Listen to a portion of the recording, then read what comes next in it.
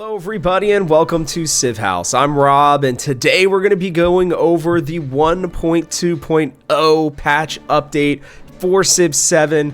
One that I think a lot of us have been really waiting for and are excited to see what the official changes are. We've gotten the, update check-ins. We have gotten even just a preview of what today was going to be yesterday. Now we are going to get an actual look at everything that they have put into this update, which looks like it's going to be substantial. And they decided to do it early because I guess they didn't want to compete with the Oblivion news. But yeah, before we hop in, I'm going to ask that you guys like and subscribe if you enjoy this content, if you enjoy updates, if you enjoy different theories, gameplay, thoughts on Civ 7. Make sure you hit that subscribe button because we're putting out new content nearly every single day here at Civ House. But let's hop into it here.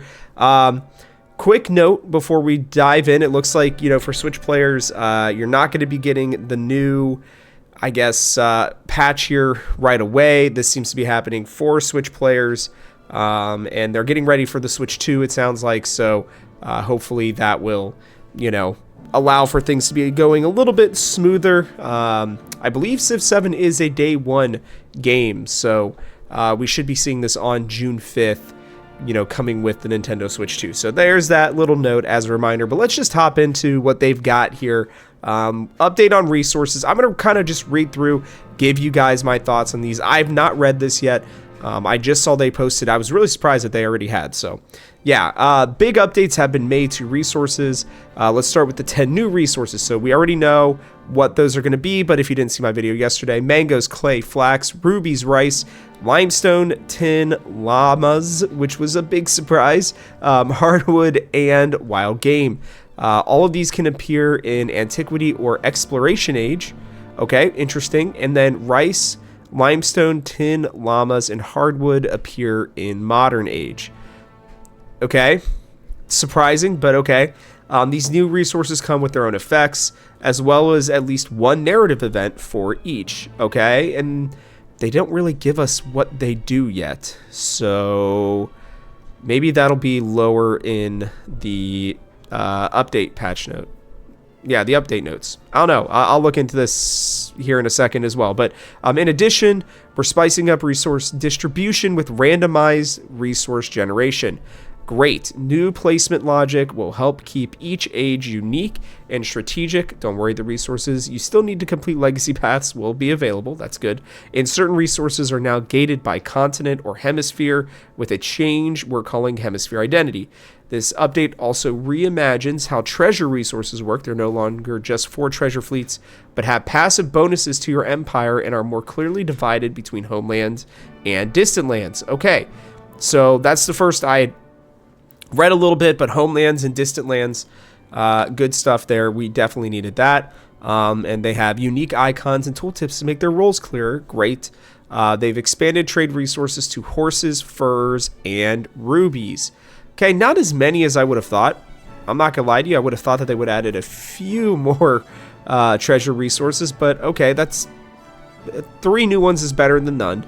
Finally, they've made balance changes to existing resources like making dyes more potent for happiness, turning fish into a bonus resource. That was very needed. And introducing tin as a new factory resource that improves your growth rate. Good news. Yeah, because this update is all about food as well. We'll get to that. We hope these updates bring some more flavor and strategy to resource management with more improvements and additions to resources still in the works, including improvements to the resource screen itself. Also, a little hint from the devs of what's to come. These updates will lay the groundwork, or some needed groundwork, aimed at expanding the multiplayer count in Antiquity Age and enabling distant land starts in all ages in a satisfying way. More on that in the future. I talked about this yesterday. I didn't understand why they were making such a big deal about this. I hadn't really thought about it. I've really only played multiplayer with Connor so far, so we haven't really, thought about the distant land starting possibilities, right? Like us automatically being on the same continent. I do see why that is a huge deal, especially if you're playing in bigger multiplayer games. I know that that's just not necessarily like the biggest majority of players, so it was not something that I had considered, but this is great. I mean, overall, we needed more treasure resources. We needed them to work differently with treasure fleets. Having these passive bonuses obviously needed to happen. 10 new additional resources is good. It's interesting that they, say all of these can appear in antiquity or exploration, and then I guess some of them go away, and it's just rice, limestone, tin, llamas, and hardwood that appear in the modern age. Good for llamas. They make it through all the ages, guys. This is great. All right, one more turn has been added. I think that's really all you guys need to know. If you don't know any more about this, you can continue to play your game past the victory point, which is important. So, I think that this is going to be an important part of the game for a lot of people, including myself. You want to continue on and see how you're doing, or just continue to play out, especially if maybe you're going for a certain type of victory and you weren't able to do it. So this is great. Love the one more turn addition. I know a lot of people are going to be very, very happy about that, including myself. Okay, so now we go into food and growth rebalance. We heard you loud and clear on this one. Food and population growth needed some dev TLC. It is so interesting. I want to start with that because when this game came out, every single freaking person that had played the game early felt like they were saying, you need food. Food is so important, blah, blah, blah, like that. Maybe they nerfed it after playtests. That does happen. I am fortunate enough to playtest other games, and there are times when there are things in a playtest that are so incredibly strong that they nerf it into the ground and you never see it again, to the point where like it feels like it's basically taken out of the game. So I'm glad that they have made this change, brought it back, it sounds like, and listened to us, because I'm telling you, food was a very, unnecessary resource is what I would call it. The old system for growth had some bottlenecks, making it much less valuable yield compared to science production, culture, basically everything. So, in update 1.2.0, we've reworked the underlying math to make food a more reliable and rewarding yield across the entire game. We've moved the hard cap that used to block growth when gaining food, that's good, and changed the way growth scales, instead following a cubic formula where costs ramp up fast. We've shifted to a quadratic curve, meaning your settlements will slow down as they get larger, but the pacing should feel more natural.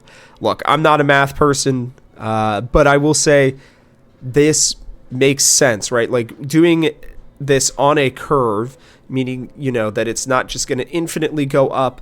There will be a point where it will, you will get diminishing returns, it sounds like. With the slowing down, I think is great. It doesn't mean you can't keep going. It's just that there will be a time where it will feel a little more scaled to a pretty large amount. So that's good. This is needed. In a few bullet points, here's the impact you'll see and feel with this update. Food-focused strategies are finally viable all game long. Yay! Food-focused civs and leaders, looking at you, Pachacooty, you will feel stronger and more fun to play. I don't know. I still think Pachacooty needs a lot more than just this food update, but this will certainly help, I'm sure.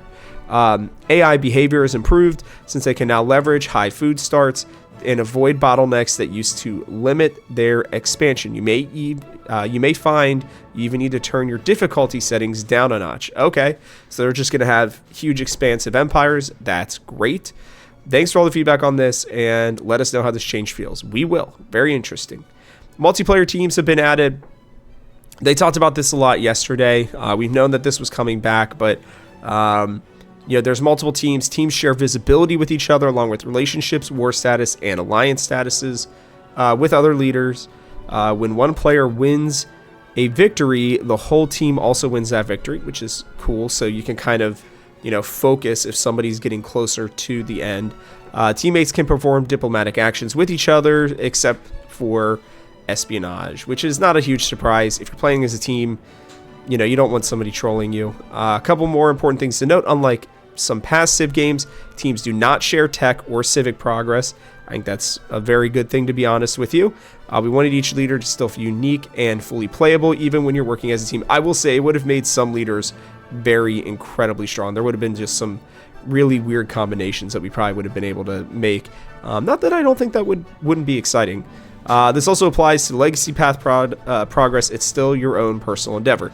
That's fair, but you still win if somebody else gets there. So you can just feed somebody else, certain things, and they can get there a lot quicker. I don't know. That's interesting. We'll have to see how the strategies work with that multiplayer-wise. We hope our multiplayer fans enjoyed this feature, and we're excited to see how it feels. Okay, yeah, we'll talk about that as well. Okay, now we are into the big part of these notes. So those were the highlights. Now we've got the small things. I'm going to try to make our way through these as quickly as possible. I'm going to do a little more skipping if I feel like there's just some things that we don't need to talk about. Like we already have the 10 new resources. We already know that, and the narrative event. So we're good. Yeah, it looks like, nothing new on resources here.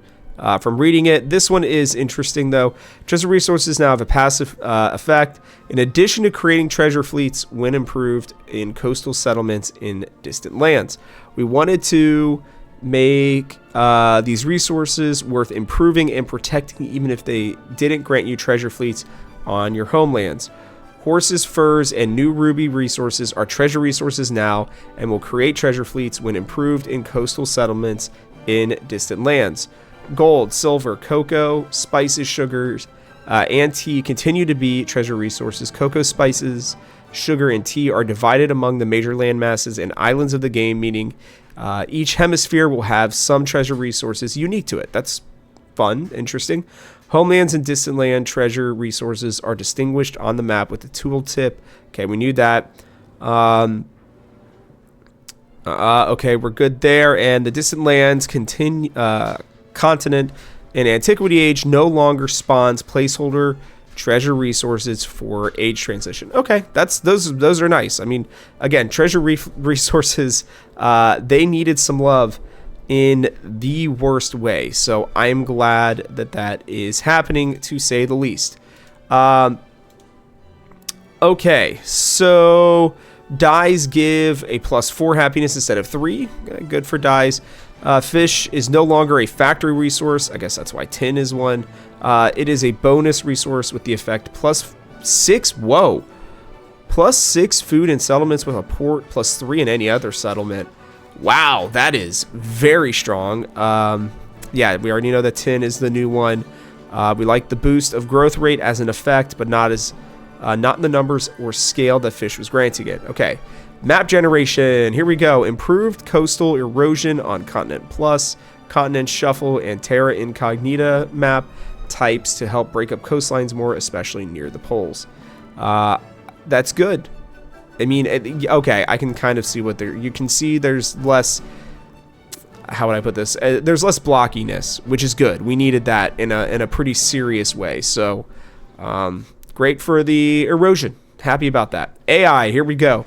AI players will now build larger navies when playing on the archipelago map type. Good. AI players will no longer pick city-state bonuses that have already been chosen by another player. Also an important improvement there. Improved how AI land units handle attacks from hostile naval units.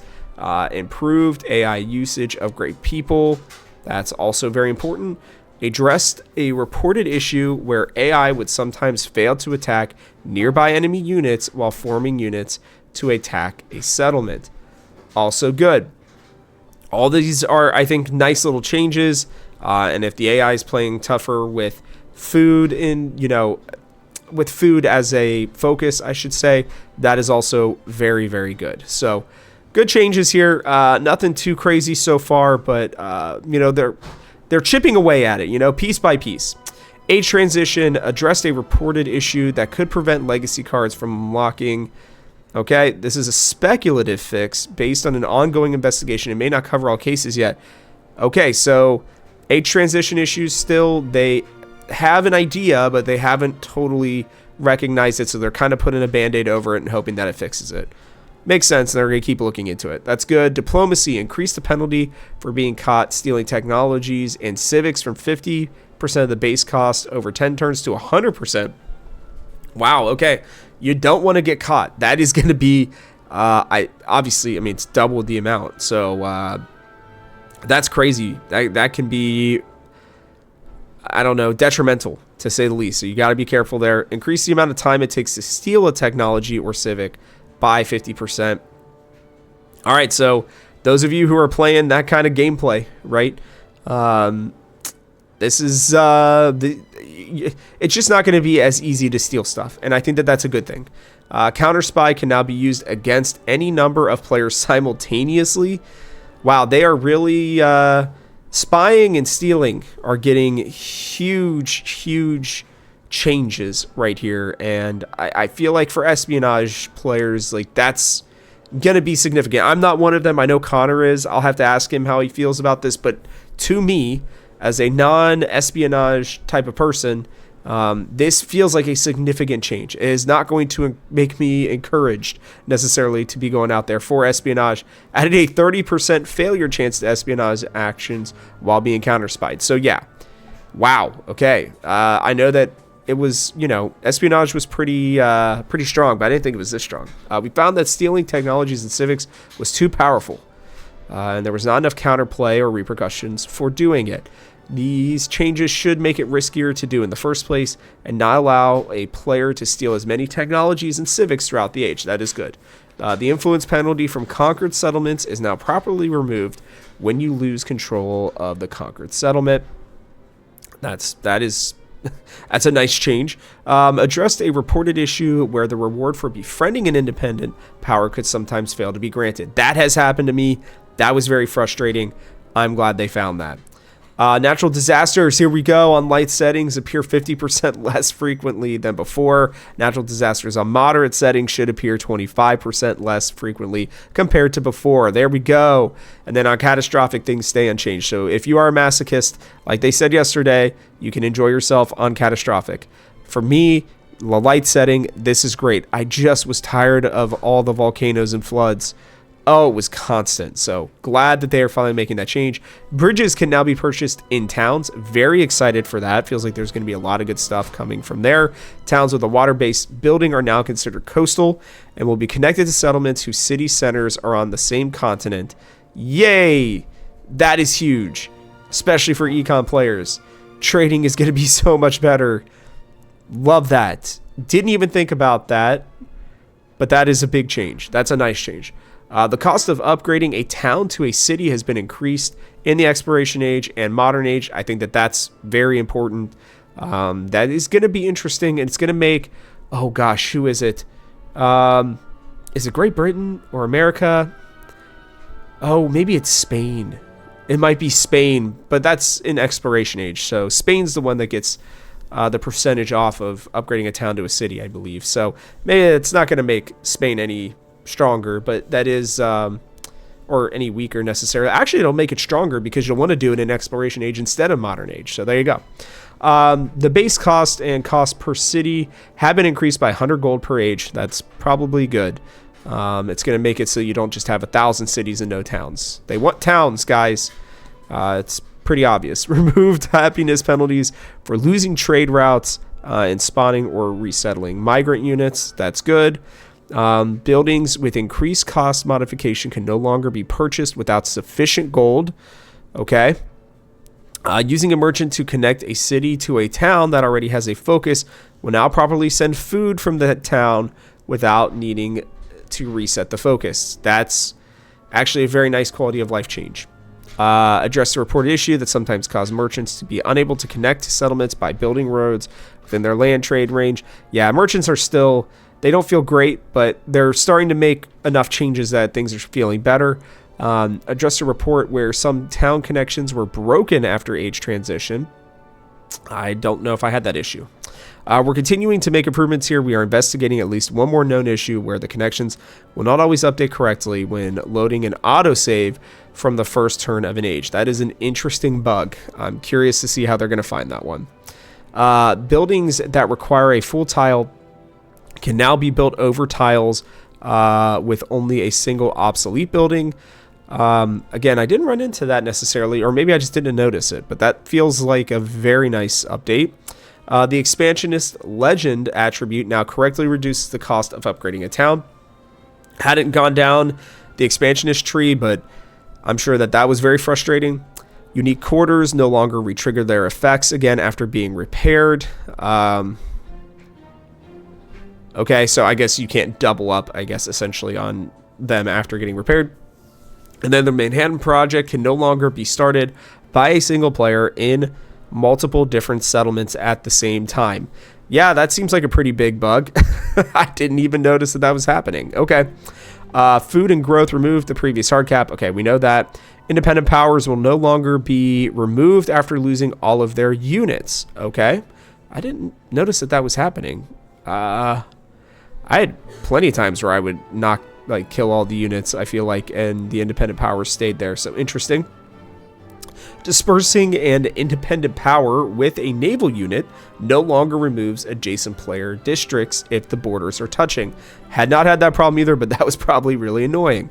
Miscellaneous, great people can no longer be used on ineligible tiles with no effect. Yes, they added the glowing part on the map now so that we can see where they need to go. The tech tutorial now correctly occurs before the Grove City tutorial. Okay. Mementos addressed a reported issue where Confucius's brush and scroll memento could cause food needed to the next growth event to become 0 or negative. Interesting. Sorry, taking a quick drink here. Throat's getting dry. A lot of stuff to go through. The lantern memento will no longer grant its effect when it is not equipped.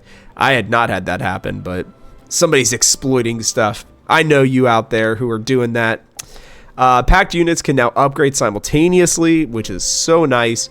The production cost and maintenance of cavalry units has been increased. Dude, Numidian cavalry players and Worley Bulgaria players as well.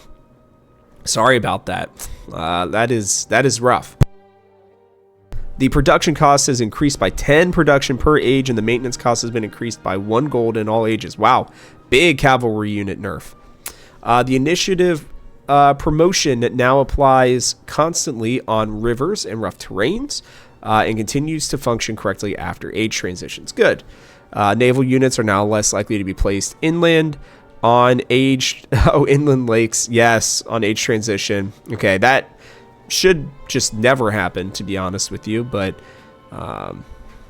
that's good that they're at least kind of looking at it. So players now correctly receive an aerodome commander after conquering a city with an aerodome during the modern age. That is also a nice change. Hey, religion's getting a look. Fertility rights now applies to all settlements, not just cities. That helps a little bit. God of Healing now requires an altar in the capital, but the effect is still global. Okay, I mean, that's fine, but doesn't make religion still any good. Civ, they said they weren't doing any balance changes, so this is interesting. The Samayam unique ability now adds the correct amount of extra trade capacity. I actually did notice this when I was playing the Chola, so that's good. The Kippy, I believe, maybe tradition no longer stacked when slotted and unslotted on the same turn. And more exploit people out there. Mexico addressed a reported issue where using Mexico's great person, Jose Morelos, on a commander could result in units disappearing from the map. I did not have that happen. Haven't played as Mexico, though, really, that I can think of. So, Prussia settlements now only use Prussian names. Okay, good stuff. We are almost there, guys. Just a little bit more to go here. UI changes and general ones. Added research queuing so that a locked tech or civic can now be selected to automatically queue the techs or civics needed to unlock. Oh yeah, we know this. You can, finally go down the tree a lot easier. Added a repair all option. We knew that as well. Very nice addition. Added the highlighted titles like I talked about for your great persons. Those are great as well. Alignment and spacing. The Civilopedia page no longer overlaps with the religion belief. That's nice. Hadn't noticed it, but good. Addressed a reported issue where the war support icon was misaligned when players supported themselves and the leader diplomacy menu. Didn't have that issue again, but that's good. Addressed an issue where the settlement HP bar was overlapping. I did have this one. I also had the settlement bar doing some weird stuff in my game, so maybe that will help it as well. They've added some stuff and corrected historical inaccuracies for Tubman, Hatshepsut, Batuta, and the Slinger unit. Okay, Slinger unit's an interesting one. I wonder what the changes were. For controller players, resources are no longer highlighted pink when using the D-pad. Focus on a unit action tab is no longer impacted. Oh, this is a lot of stuff. Okay, the legacy path advisor screen will now function correctly when using the go back button. That's very important. Left and right triggers now correctly cycle between cities and production screens. Again, I'm not a controller player, but I can see how especially a couple of these would be very frustrating. Tech and civics will now show if a wonder has already been built. Yay, that is absolutely needed, especially if you're going to that second level of certain techs, or civics even, like that needed to change. Addressed a reported issue, or mastery, that's what I was calling it. Addressed a reported issue where the player was able to open the challenges menu infinite times, causing overlap and freezing. Why would you do that so many times?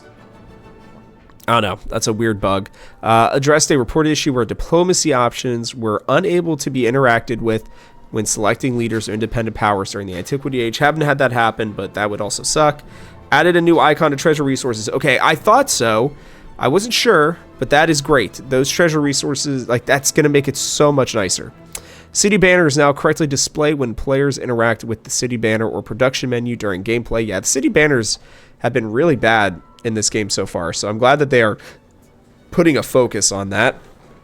The Exploration Age tutorial can now be bypassed or dismissed when user deletes their scout unit. Okay. I don't really remember that happening, but that's interesting. You can now place a building in the building placement menu after selecting Tell Me More options. Okay, that's good. The health bar of healthy units no longer turns red in the unit panel after viewing a damaged unit of the same type during gameplay. Oh, the correct building information is now displayed when repairing improvements during gameplay. Scrolling now only controls the reliquary beliefs menu when founding a religion. That's nice. When attempting to load a save without owning all the content within the save, a pop-up will appear. That is super needed because I'm sure it was crashing people's games. Golden Age universities now appear as eligible locations to research artifacts.